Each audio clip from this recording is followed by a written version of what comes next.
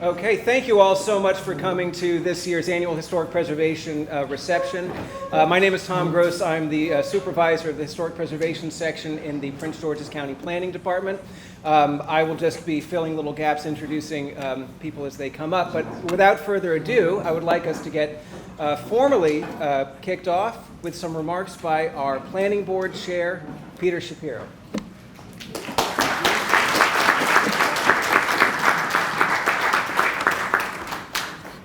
Tom, thank you for the working. Yeah, you can hear me? People in the back? You want me to scream? No? Okay, all right, good. Want to thank you for the introduction and good evening, everyone. On behalf of the Prince George's Planning Board of the Maryland National Capital Park and Planning Commission, I bring greetings on behalf of all my colleagues. I'm excited to welcome, and all the partners actually who make this event so successful. I want to welcome you to the 2025 annual Prince George's County Historic Preservation Reception. This is truly one of my favorite events of the year. It's wonderful to see so many people with such passion about just a special part of this county. So it's a great, great crowd. Newton White Mansion, where we are, is one of the Commission's 180 treasured historic properties and sites where we host programs that bring Prince George's County history to life, all of its history to life. As stewards of the county's historical resources, I want to just celebrate just a little bit of the details behind this Neo-Georgian mansion. I think you can expect no less from that, considering what this event is about. The Historic Preservation Unit with the Department of Parks and Rec just finished a pretty complicated but historically accurate roof replacement here. Did you all see that when you were coming in the front door? How about that?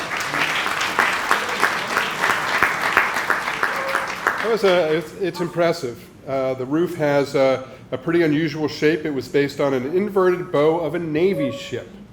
And that presented some challenges. Anyone does roofing here in the room? Yeah? Right? Yeah, you can imagine the challenges. There's also recently a corn crib that was restored. This structure was from the days when the property was known as Enterprise Farm. You can look at that on your way out. The corn crib stands in the parking lot at the entrance of the clubhouse. There's so much rich history within our county, and the Commission, we are honored to collaborate with many of you throughout the year to share our legacy and invite all of us to learn and grow off of each other.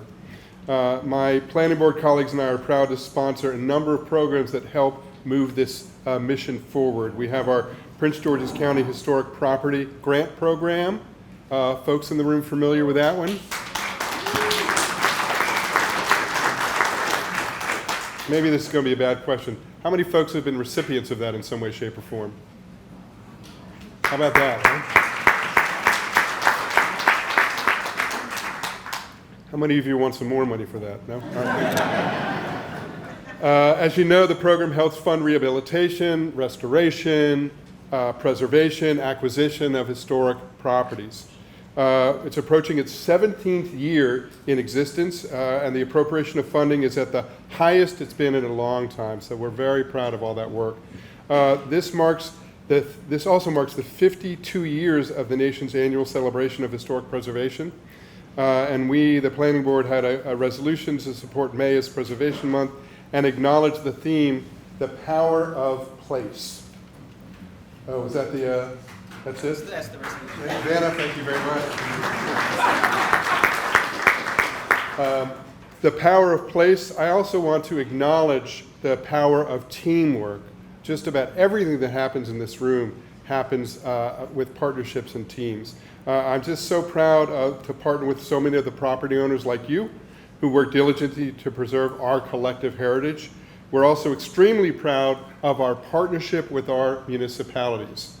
We have a number of municipal officials here. I'll be sure to recognize them in a bit. But really working with the municipalities, our primary task is going to be to work on preserving and reimagining spaces.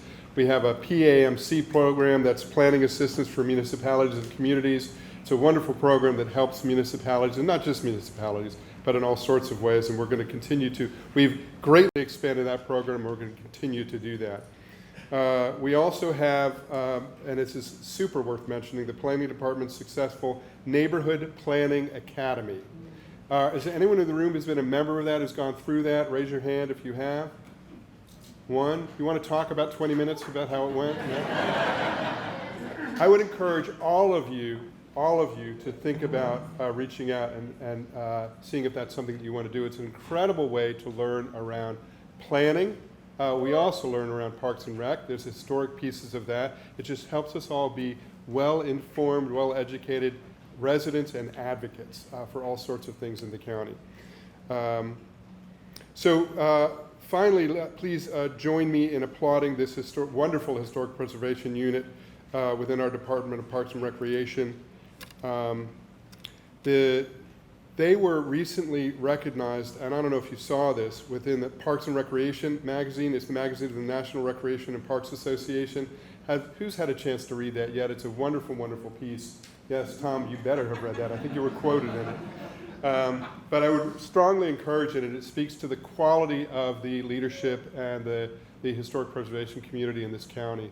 So with national recognition, it's very exciting. The unit also came, thank you.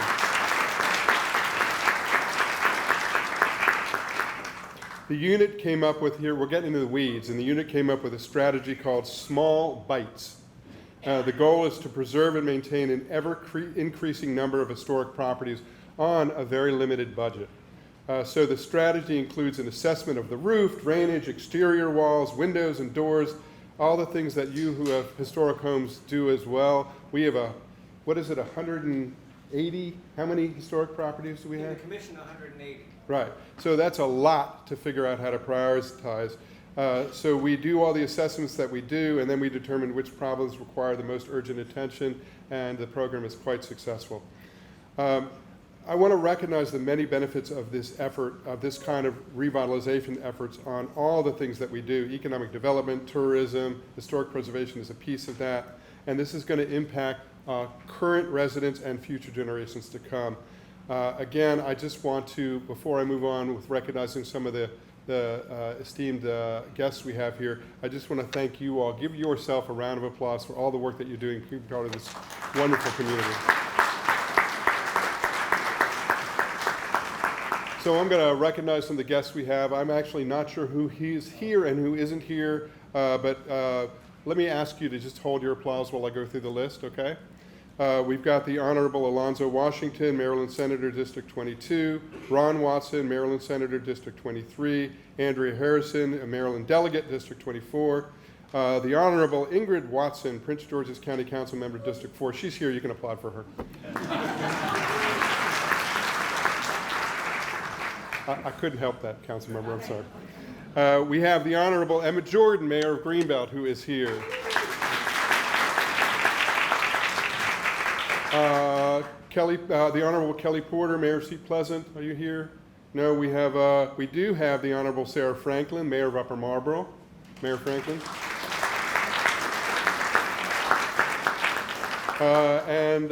Of the mayors, we have the Honorable Noah Waters, Mayor of Eagle Harbor. I'm not sure, Mayor, are you here? Yes, okay. We have a number of council members as well from the city of Hyattsville. We have the Honorable Danny Shively. We have the Honorable Karen Lott. We have the Honorable Lyndon Moore Garut.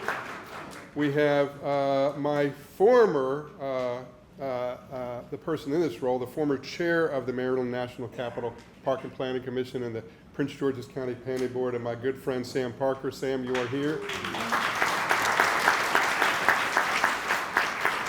And last but absolutely not least, we have our planning director, Lakeisha Hull. Yeah. Anybody, and please bear with me, but are there any elected leaders that I missed who, and if so, can you stand up and introduce yourself real quick? It's good to see the show of folks. I miss anybody? Okay, good. Good. So with that, I want to turn it over to our next speaker. I am proud to introduce our next speaker, the Honorable John Peter Thompson. He serves as the chair of the Prince George's County Historic Preservation Commission. He also serves as chair of the Federal Advisory Committee on Invasive Species. He's a frequent lecturer on people, places, and politics in history. He's just a wonderful, wonderful man and a font of knowledge and a true supporter of our mission here. Please help me in welcoming John Peter Thompson.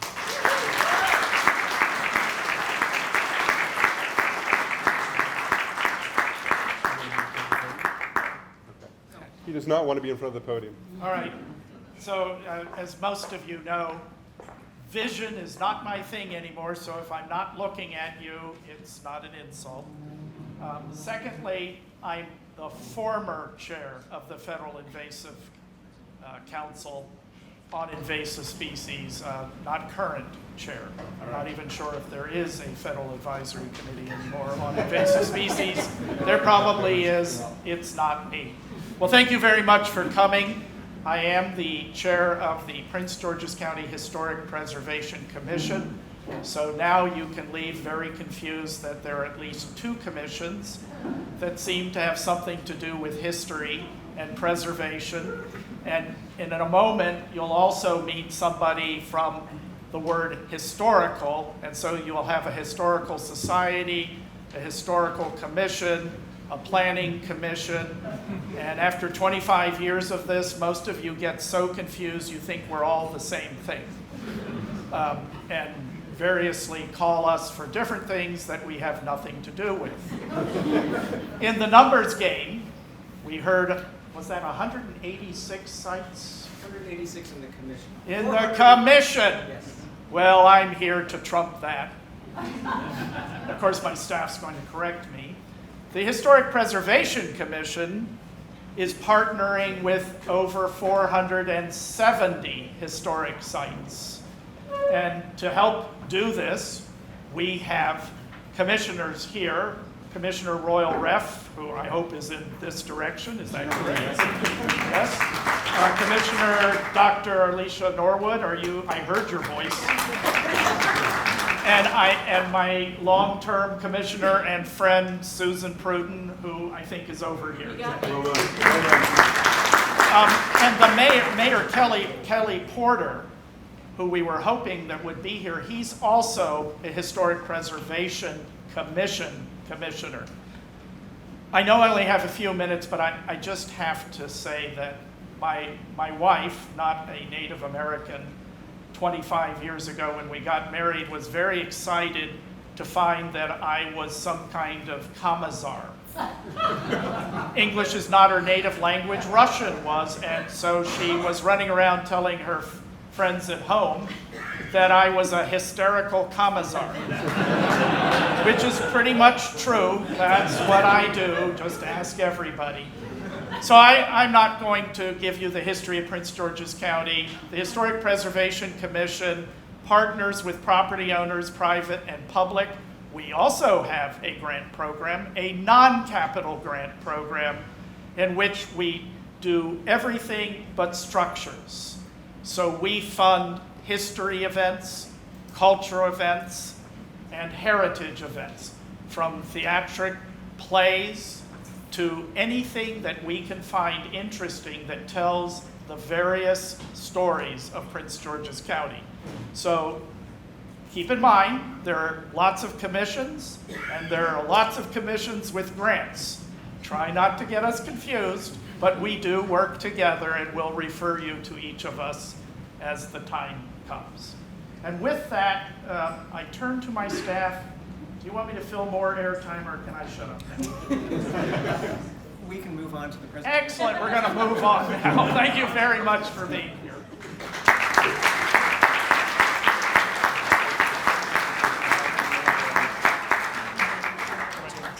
No. Susan, do you want to? I'll let you introduce yourself again. And Royal knows. Yes. Okay.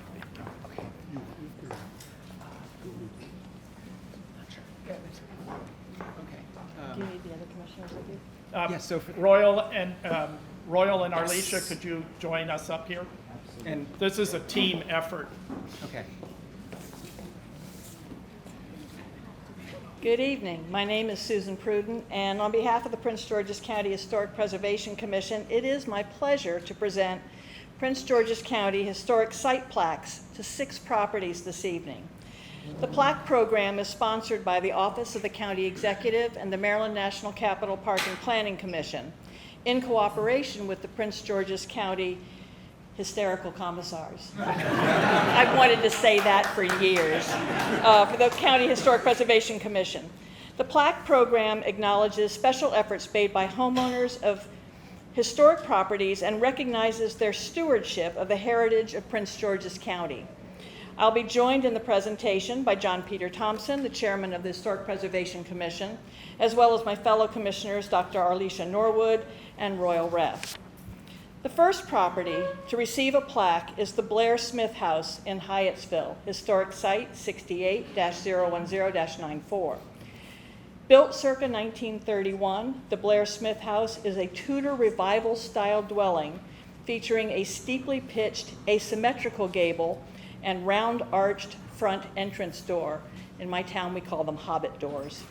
The Blair Smith House is significant as an intact example of Tudor Revival architecture and a recognizable Sears model home in the Hyattsville National Register Historic District. The property was designated as an historic site in July 2024. Receiving the historic site plaque for the Blair Smith House is the property owner. Which one? Danny Shibley. Danny Shibley, sorry. Yay.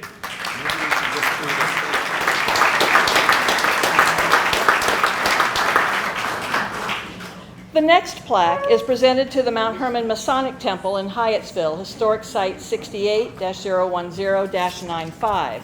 The Mount Hermon Masonic Temple was constructed in 1893 as a meeting place for the Mount Hermon Lodge, a local Masonic chapter.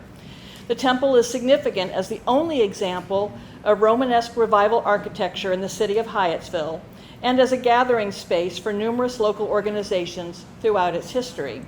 Mount Hermon Masonic Temple was designated as an historic site in November 2024, and it's our most recently designated historic site.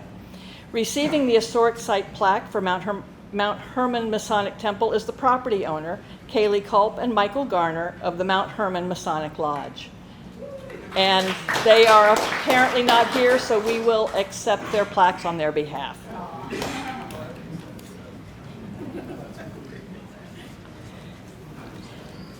Moving on. Next to receive a plaque is the Flynn Steck House in Mount Rainier, Historic Site 68-074-04. The Flynn Steck House is a circa 1905 dwelling built in a simplified Queen Anne style with a full-width front porch and an unusual roof form. The house is significant for its association with the Flynn family, who owned the property for almost 80 years, and included the prolific author Thomas T. Flynn Jr., and for its association with Dorothy and Charles Steck, prominent figures in the local arts, music, and culinary communities. The Flynn Steck House was designated as an historic site in July 2024. Receiving the historic site plaque for the Flynn Steck House are the property owners, Zebulon Lapointe and Catherine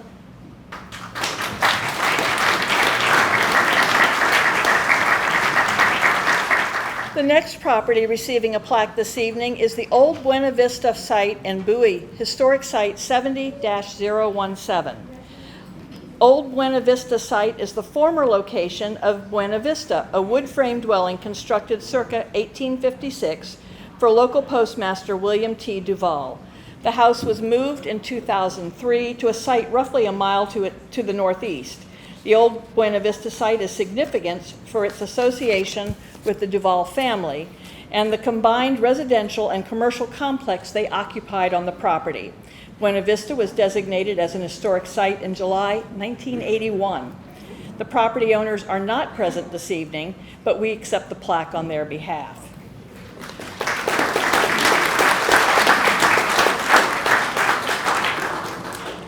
Next is the Duval Hopkins store at Hall Road in Bowie, Historic Site 74B-030. The Duval Hopkins store at Hall Road is a one-story frame commercial building constructed circa 1877 by Richard Clark Duval.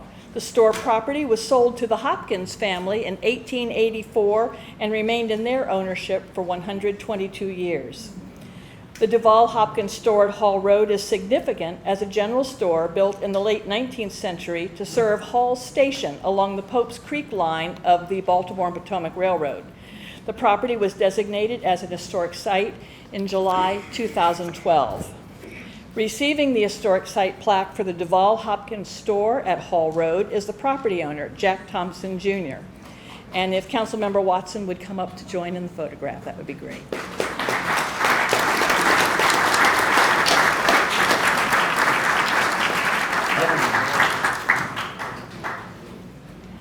The final property to receive an historic site plaque this evening is Epiphany Episcopal Church and Cemetery in Forestville, Historic Site 75A-006. Epiphany Episcopal Church and Cemetery is a wood frame building constructed between 1867 and 1871, with a bell tower that was added later. The church is distinguished by its lancet-arched windows and board and batten siding.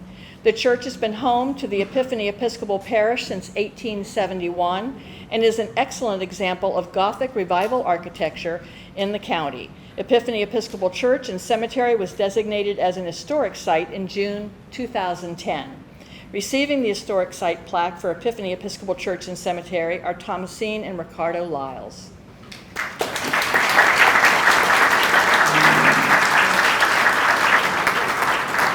And that concludes our plaque presentations, but I do just want to take a moment of personal privilege and say I just want to really thank, on behalf of the Historic Preservation Commission, our historic preservation planning, our staff. You guys are the best.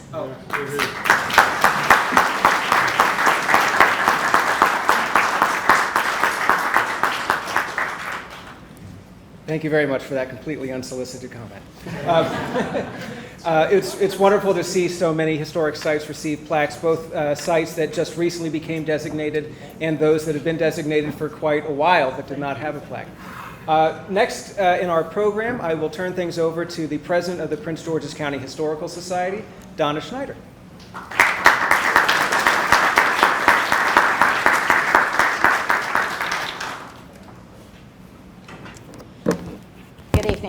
Good evening. I first met John Giannetti during the county's preparation for its tricentennial celebrations. Not even knowing who I was, he was very friendly and welcoming. I quickly learned he was someone I needed to know if I was going to be involved in the historical and preservation community in the county. And as I discovered through the years, historic preservation was an integral part of John's DNA. John's personality was bigger than life, and his heart was even larger when it came to the preservation of Prince George's County history, especially in the Bladensburg area. He was instrumental in saving Bladensburg's Indian Queen Tavern, also known as the George Washington House, from demolition. Along with the Prince George's JCs, he helped restore the tavern, which still exists today as the home of the Anacostia Watershed Society. John was the chairman of the Amen Memorial Trust, whose mission is to preserve and maintain the historic buildings and monuments in and about the town of Bladensburg. For decades, John and the Amen Trust worked on numerous projects in the town, such as the preservation of Bostock House and the Bladensburg waterfront, the dedication of the Balloon Park, the restoration of Decatur House, and many other projects. However, the monument to honor the brave men who risked and lost their lives in defense of their country at the Battle of Bladensburg in 1814 is a project where I saw him in action. The time and effort he spent drumming up community and political support, the funding, and then finally the installation and dedication of the memorial during the county's celebration of the Battle of Bladensburg on August 23, 2014, was tireless as well as inspiring. He acted like a proud papa when he saw all his work come to fruition when the memorial was unveiled. His smile outshone that overcast day. In talking to his wife, Kathy, his preservation passion could also be seen in the work he did at their home, Ash Hill, also known as Hitching Post Hill in Hyattsville. He used his sculpting skills to restore and make their home a beautiful place that not only showcased his work, but he shared it with the community by hosting events like the Society's Prince of the County reception. His family business, Giannetti Studios, helped in the preservation and restoration of historic properties locally, including the White House, the U.S. Capitol, the Library of Congress, Mount Vernon, Monticello, the National Cathedral, and countless other private and public buildings throughout the United States. I also need to mention that John participated in the Historical Society in another way. He was our president, not once, but twice. He also opened Giannetti Studios to offer society members a tour, and he was always willing to help the society whenever we asked. We couldn't thank John enough for all of his support. John passed away this past September. He's a major loss for our county's preservation community and to all who knew him. The Society would like to posthumously recognize John for his dedication to historic preservation in the town of Bladensburg, as well as the local community, by presenting him with our St. George's Day Award. Unfortunately, no one from John's family was able to attend today, so I'll accept this award on his behalf.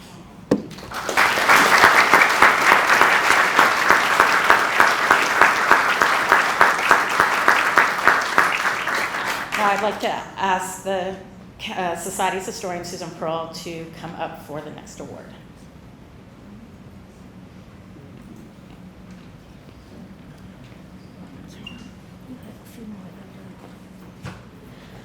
Good evening. Is this working? Yes. I guess. Well, Donna has said it all, because the person that I want you to recognize tonight was part of the group that worked so hard on the wonderful monument in Bladensburg. If any of you have not gone to see it, don't wait. Go and see it. It's now been there for over 10 years, just over 10 years, but and that was just one of the things that John Giannetti, whom Donna just talked to you about, was so much involved with. Another person who was part of the Amen Memorial Trust and part of the very energetic group that brought about the building and the dedication of this monument was a gentleman named John Sauer. And John, I hope you're here. Yes.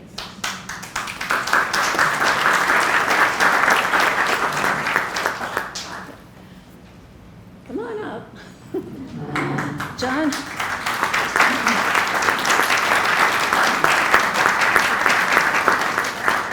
He was one of the group that worked so hard to get this monument established. And afterwards, it was almost 10 years afterwards, but close to 10 years afterwards, he decided that it should be written up, published, so that people can read about the whole story of the idea of the monument, the work that it took to put it up, the even more work that it took to get the money to put it up, all the accidental and crazy things that happened along the way, along with a terrific tragedy of the loss of the young sculptor who did the beautiful sculpture work on this monument, which I do encourage you to go and see. John Sawyer decided that this all should be put into print, and so this last year he published a publication, and you'll have to remind me of the exact title of it, but anyway, okay, here it is. The Last Battlefield Monument in America. So the Prince George's County Historical Society would like to applaud him and thank him for doing this work, and present him with one of our Prince George's County Historical Society awards. Thank you.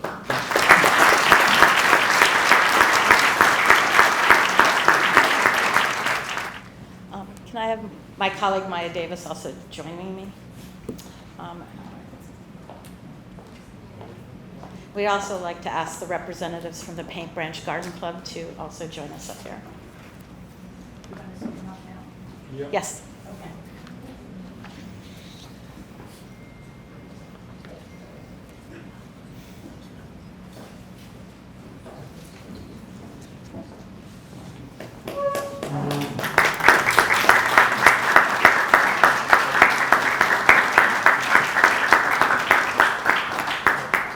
Normally when the Society presents one of our St. George's Day of Awards, we do it for a publication like Mr. Sauer's book, or a project supporting the history of the county, or a restoration and preservation of a building or structure. This year we expanded that last category to include cemeteries. This year, we're going to give the St. George's Day Award to the Paint Branch Garden Club in recognition of their volunteer work that they have done to beautify and restore the Calvert Cemetery and Memorial Park in Riverdale Park. The Calvert Memorial Park is a 1 acre of lawn with ornamental shrubs and trees and fenced gravesite, which is the final resting place of George and Rosalie Calvert, Charles Benedict Calvert, and several young children. The Paint Branch Garden Club adopted the park as a philanthropic project in 2018. Both them and the Riversdale Historic Society have been beautifying and restoring and maintaining the park by clearing invasive plants, including lots of bamboo, from what I read, edging and mulching flower beds, trimming trees and bushes, and planting bulbs and perennials. My director with the Historical Society, as well as the director of the Riversdale House Museum. Okay. Well, Patrick is the president of the Historical Society. I'm at the museum. Okay, I'm at the historical, Prince George's County Historical Society, sorry. And then, so she will share some words about the garden club as well. Thank you so much, Donna. I'm truly honored to give this award to the Paint Branch Garden Club because they've been very super supportive since I arrived at Riversdale, and I'm really happy to call Beth Alvarez my friend, and I just met 2 of her friends who actually do the groundwork of taking care of this beautiful cemetery and the groundwork there. But I just want to say I was first introduced to the Paint Branch Garden Club by Ann Turcos, who's a dedicated volunteer at Riversdale and a member of the Riversdale Historical Society Executive Committee. And the Paint Branch Garden Club has been a true supporter of Riversdale. If it pertains to plants and flowers, they are there. We have one gardener at my site who does amazing work, but he cannot do that work alone. He's very dependent on community members to be a part of that. And anytime where we may have a shortage of volunteers, the Paint Branch Garden Club has shown up for us. The garden volunteers that come from Paint Branch Garden Club range from everyday citizens in Prince George's County to master gardeners. And I first engaged when they started to have their annual meeting at our site, for which they bring in a guest speaker. They go to lunch. They've actually invited myself and the gardener. We have joined them, and we had robust conversations about the future of Riversdale. When we have our tart cherry season, and I don't know if you guys know what it's like to pick tart cherries, but one person cannot do that. They come and they not only pick things, they tell us about some of the recipes, the delicious things they're gonna make when they get home. We beg them to bring them back to us and share it with us, and they have. So I'm really honored to have them here, but even more so, Beth Alvarez in particular has come and really poured into me and shared some of the history because she is connected to the University of Maryland at College Park, much like Ann Turcos. They are true Terps, and they bring the turf with them wherever they go. They really have helped me to think about not just my vision, but the vision of a community, and thinking about everyone that walks through our doors and how we need to facilitate a place of welcoming and belonging for them. Beth even went so far as to serve on the hiring and interview panel for my current gardener. And so I just really want to say thank you, and I think I couldn't think of a more deserving group of people for this award to help preserve the legacy of not only the Calvert family, but the other enslaved families that lived and worked at our site, and they're really dedicated to telling the story of Riversdale in a holistic way. So I want to say thank you to them, and on behalf of the Riversdale House Museum and the Prince George's County Historical Society, we want to present them with this award. Thank you so much.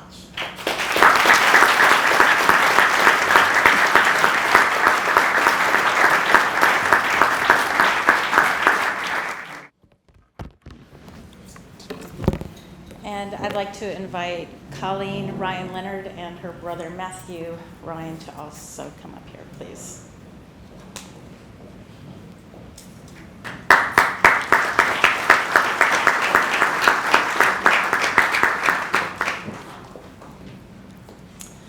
So for our last award this evening, the Society would like to posthumously recognize their mom, Lee Ryan, with a St. George's Day Award for her volunteer contributions to both the Riversdale House Museum and the Prince George's County Historical Society. I knew of Lee Ryan for many years, mainly for her work that she did on the Plummer family for the Riversdale House Museum. and by being a society member. But I didn't get to know Lee until she came into the Frederick DeMar Library one Saturday in 2016 and asked to volunteer.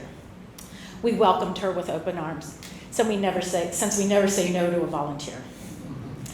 As Lee worked on a variety of projects for us, ranging from shelf checking to filing to her last project of cataloging our photograph collection, we would discuss all kinds of topics, from books she was reading on, or papers she was working on or reviewing, to research presentations she had given or was going to be giving, to what was happening at Riversdale or with the county's Lynching Memorial Project, as well as sharing our travel adventures, since we both like to travel. Her favorite topic, though, was her family. She would talk about her mother-daughter trips with Colleen, spending time with Matthew and her grandsons, especially sharing what she was doing with her grandson Joseph. We were always hearing all kinds of things about projects she was doing with him, as well as babysitting her grand dog. Lee wrote articles for the Society's newsletter then and now. She gave us nominees for our St. George's Day Awards and presented them. She hosted several of our history chats, as well as giving us suggestions for other chats. She attended our events, such as this reception. And last year, she finally became a Society board member after a little bit of arm twisting. We unexpectedly lost Lee this past March. Her friendship and support of the Society has been invaluable in many ways, and she will be truly missed. And now Maya is going to share some thoughts about Lee from Riversdale. Thank you, Donna. I am going to be very honest with this audience and tell you that we had an emergency at Riversdale this afternoon. The fire alarm went off, and I was scrambling, and I was printing out my remarks for Lee Ryan, and I printed out someone else's remarks. And I realized that I had done remarks at her memorial service at Colleen's request. And I'm like, can I share this again? I'm like, well, they weren't at the memorial service, so why not? So that's what I'm going to share with you right now. And I'll just start with Lee Ryan was a colleague, a mentor, and friend. I first met Lee in 2007 at my previous job when she was conducting research at the Maryland State Archives on the Plummer family who were connected to Riversdale. However, I know that our first interaction was at the Maryland State Archives where Lee worked tirelessly researching either the Plummer family of Riversdale and or on behalf of the Prince George's County Historical Society. From the moment that I met her, we had an immediate connection with our research interests, funny stories, and food. We immediately began planning the next time that we would meet and catch up on all of the above. These began years of friendship and information exchanges. We could occasionally run into each other at a conference like the Harriet Tubman Conference on the Eastern Shore. I was also a speaker at the Writing Center where she and Christine Garcia invited me to speak to their teams about the importance of documenting enslaved families.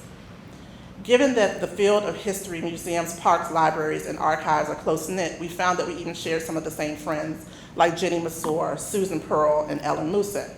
She also was the person who introduced me to new friends, like Reverend Jerome Fowler and Dr. Lois Rosado, who, like Lee, continued to support me at Riversdale. If you know Lee, you knew her passion for preserving the story of the Plummer family.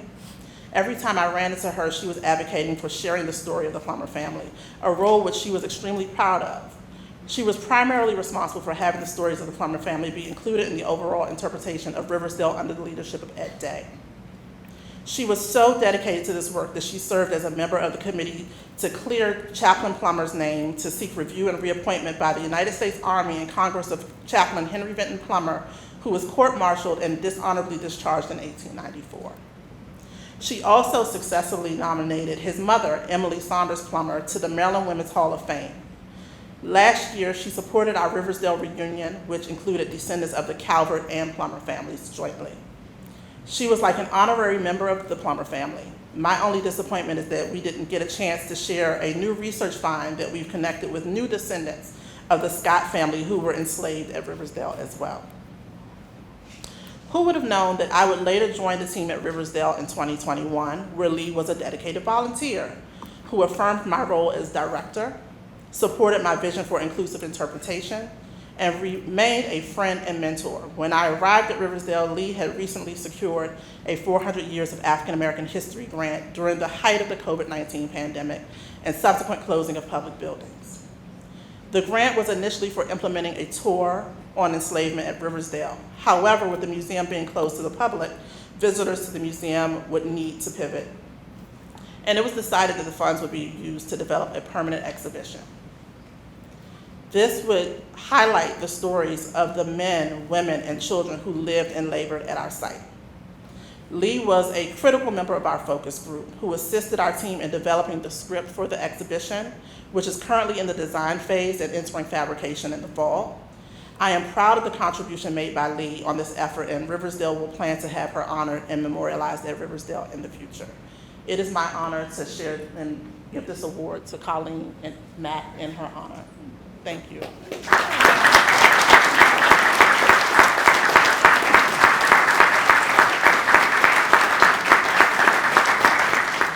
The next item on the program was to be a presentation of an award by Dr. Susan Kern, who is the director of the Historic Preservation Program at the University of Maryland. Unfortunately, due to the weather events of the week, the University of Maryland graduation was moved from yesterday to today. So Dr. Kern was not able to attend, nor is the awardee, but nevertheless, Dr. Kern did send remarks that she asked for me to read so that, that we can honor the awardee in our own way. This is the Prince George's Heritage Fellowship Award. Each year, the Prince George's Heritage Fellowship Award is given to a graduate student. It was established in May of 1991 by Margaret Cook. And this fellowship is an annual award for an historic preservation student who undertakes a study related to Prince George's County.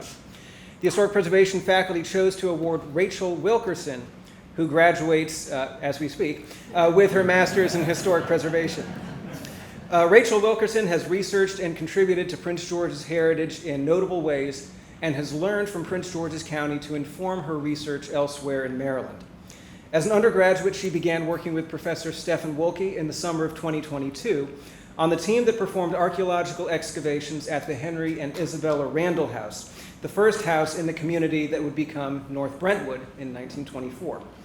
She continued to help with the digital documentation work of buildings in North Brentwood, including the AME Zion Church, which is a cornerstone of the community past and present. Her work in North Brentwood represents the team effort to document the buildings, terrain, and local conceptions of public streets and private spaces.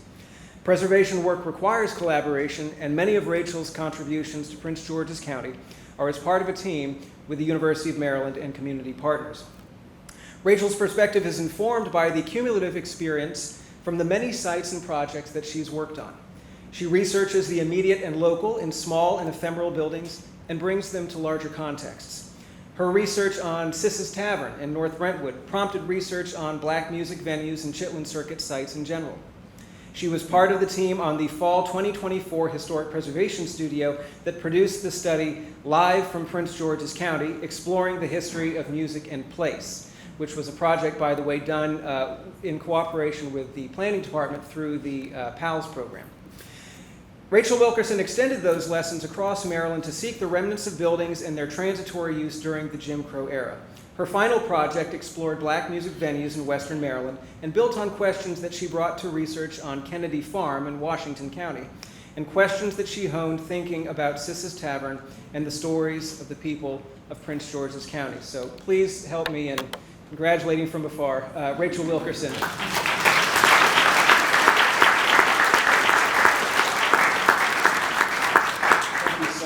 And for our last featured speaker, I would invite Meg Baca, the Executive Director of the Anacostia Trails Heritage Area. Over to you, Meg.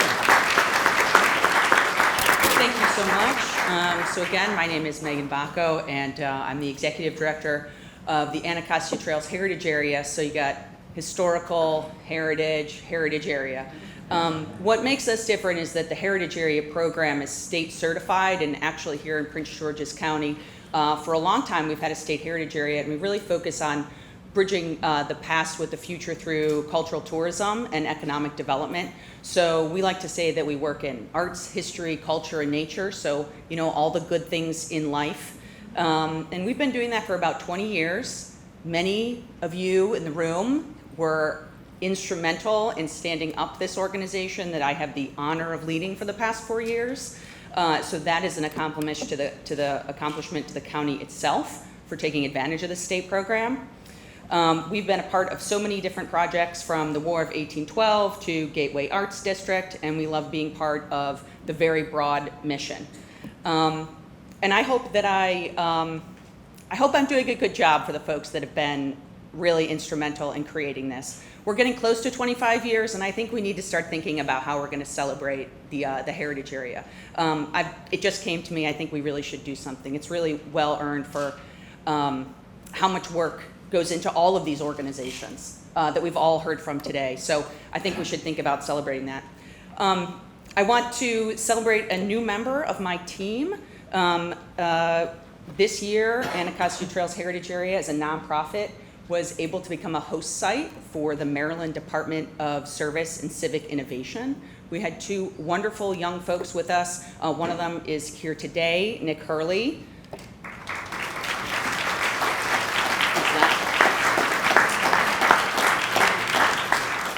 I won't make him stand. Many of you have met him either on Zoom or in the many site visits that I try to get us out of the office. But anyway, he's been with us for just about a year, jumped right into cultural tourism, and when he leaves us, he'll be going to get a degree in history. Maybe we can get him into preservation, but he'll start with history. So I just wanted to highlight a young person involved in our field. I'm also going to highlight 3 projects that we've been working on over the past year. Unfortunately, I missed this event last year, and my colleague Valerie Woodall gave remarks, but I'm so glad to be back here this year. So you met Nick. Do you know Bob? Battle of Bladensburg? We talk about the Battle of Bladensburg so often in our office. It is often abbreviated as Bob. I don't know if you all do that. Just us? Okay, so truly there is always something new to learn. It is a project and a program that has been an absolute cornerstone of this organization's founding. And just this past year in February, a National Register nomination was passed officially designating parts of the original battlefield as a National Register Historic District. Many of you were instrumental in that. And then also we were a part of finding funding from a national source to help us dig into the interpretation. We know when we had the 200th anniversary of the War of 1812, we put a lot of signs in the ground. What do those signs look like? What do they say? What do they mean? How, if you're reading them today, how do they physically look like, and how do they read just in terms of context? So we are able to do a sign survey with Nick's help, and then also a new interpretive report that we're really pleased with the way we were able to have a community-based process, and also really pleased with the recommendations that came out of that report. So that was one. The second program I wanted to talk about was Prince George's 250. So we are very proud to be the co-conveners of Prince George's 250, along with MNC, PPC, and PG Parks. Raise your hand if you've come to a PGC 250 meeting online. Yeah! Thank you all so much. So we've been meeting for just about a year. We meet on Friday mornings. We try to have it out and about at a different historic site or library or somewhere else. We can really engage with each other. It's been a great roundtable discussion. Please join us. We're planning things big and small, but it is an open planning meeting every month. We are the ones who are going to determine how Prince George's County is commemorating America 250, what that looks like for our communities, what it looks like with our existing interpretive research, what we should be looking at into the future, and truly it's a meeting of minds during those meetings. So please join us. It's hybrid. I'll send you all the invite. Okay, so as fiscal sponsors of Prince George's 250, we've been fundraising, and we're really pleased with, we've been relatively successful with bringing some funds into really making Prince George's 250, really giving it some momentum and fuel with funding. We've received funding from Maryland Center for History and Culture, Maryland Humanities, Maryland DHCD, and we're also hiring with funding through the Maryland 250 Fellows Program for a researcher to continue research on the Prince George's County Civil Rights Trail that we established a couple years ago with the Black History Program. So I really love how those two things are coming together and supporting each other. So again, you're all invited. Okay, so lastly, I wanted to talk about, after about 5 years of really dedicated, analytical, thoughtful, community-based research, meetings, and site visits, we were able to expand the state certified heritage boundary from our original boundary in 2001 and 2017 to include all of Prince George's County. What?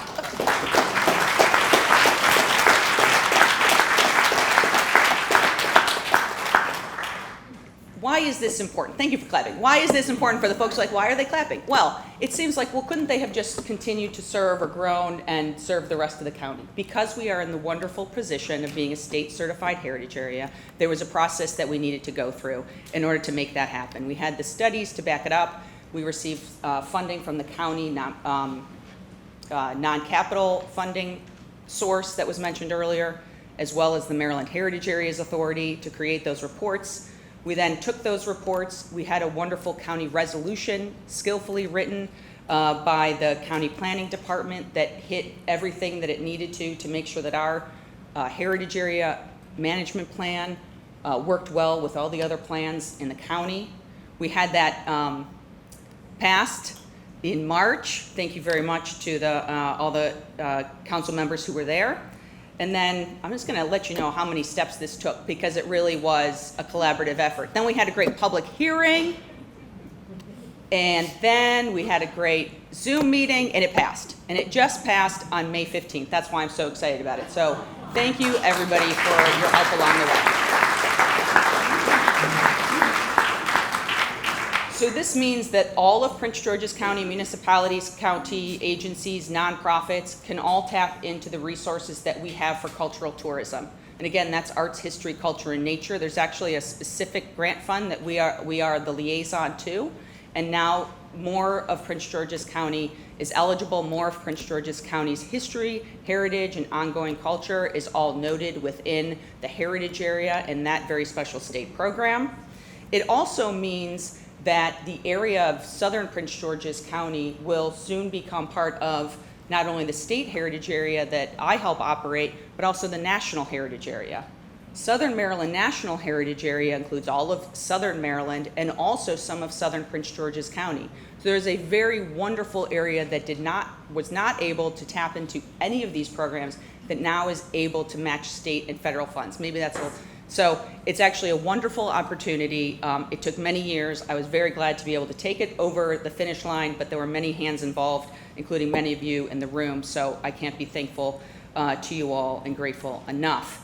So I will end there also with an invitation not only to Prince George's 250, but also to our Trolley Trail Day, which is a wonderful day of community along the trails that connects historic sites. We get about 3,000 bike riders, walkers, scooters, rollers, whatever you want to do. Please meet me and my staff out there. We'd love to have you there on June 14th. Thank you very much.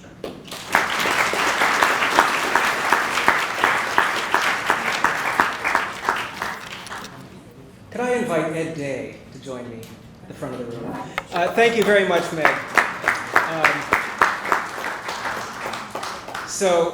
I know that there are food and drinks still left, at least I assume there are, I haven't actually checked, but we would invite you to enjoy the event a little bit more. But before we do that, I just wanted to provide, and I think Ed will want to do the same, a few thank yous, because this is such a team effort. So while we're rolling the credits of the event, if you just can bear with us, but it's very important to recognize the folks that helped do this. So first of all, to all of you who attended, including our elected and appointed officials, some of our 472 historic site owners, and everyone else who's come, it really shows how broad the constituency is for historic preservation in the county.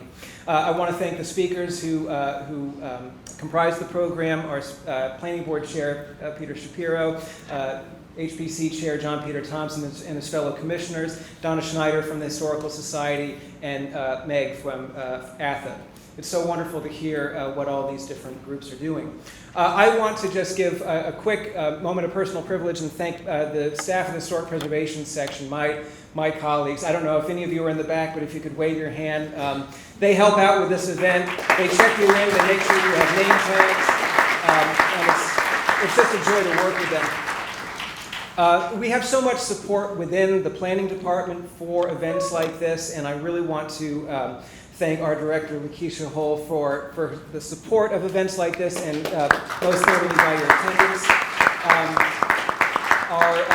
Our division chief, Katina Scholars, was here. I'm not sure if she still is, and there were so many other folks within the planning department that helped as well. I want to thank our publication staff, all of your name badges and programs and everything that made the event look pretty. That was all them. The publication staff and our print shop staff. So Dan, Carly, Shannon, Jesse, Dwayne, Abby, and Brian, they're not here, but we really do thank them. And other folks in the facilities staff. Darnita Simpson Ford, I can't tell you how many times I said, I just need 2 more tablecloths. Can you give me 2 more tablecloths? And she always came through. And I was so happy, and Juanita Taman as well. Ryan Cron, we cannot let the man in the middle of the room go unremarked upon. When you see this event on YouTube and it looks so good, or you see the photos that were taken of you and they look so good, that gentleman is the reason why. I want to thank also Callista Black and Patty Valone from the Planning Board Chair's office that helped with this. And lastly, and I know Ed's going to do this too because he is with the Department of Parks and Recreation, but I have to thank the staff here at Newton White Mansion. My goodness, Zena Saunders, Jerome Sherman, Ryan, who helped move High Tops in today, and I can't remember his last name, and then Renee, who, if you enjoyed wine, she's the one that found a corkscrew upstairs. So there's so many important people that take part in this, and I want to hand it over to Ed, and thank you again for coming. We got to leave somebody in front of Tom. Tom is the easiest part. They're warmed up. They're ready to go. You know, thanks. I want to thank also the people that helped serve the food back here. Susie Reedy. Stacy Hawkins back there. Our bartender, who also is the world's best project manager, works for me, Gina Vaughn, wherever she is. I want to thank my other partner in crime, Brian and Carol, back there. I want to thank all you guys for coming out. You really mean, it makes a big difference. Preservation matters in Prince George's County. It's a huge crowd. We also have the State Historic Preservation Officer here. Did you know that? Elizabeth Hughes, right there. She's incognito. So the state's looking at us as well. I'm really excited about that. I want to thank some of the other partners that we do. Worcester Eisenbrand, some of the companies that we work with back there, Bronner Builders, Aeon Preservation, Historic Roofing is here as well. I don't know where it's and also some new guys in preservation, really. They've been doing it a long time. Kofi Anzu over there is an architect who works with us on some projects. Raise your hand, Kofi. And Wilfred Lewis, my favorite sweater over there, is back in the back, is working on preservation too. So that's what I want to say. Thank you guys for coming. I think we hit everybody. Thank you, Chairman. Thank you, John Peter. Thank Mom. Have a great weekend, and if you see a vet, thank them, because that's what Memorial Day is all about.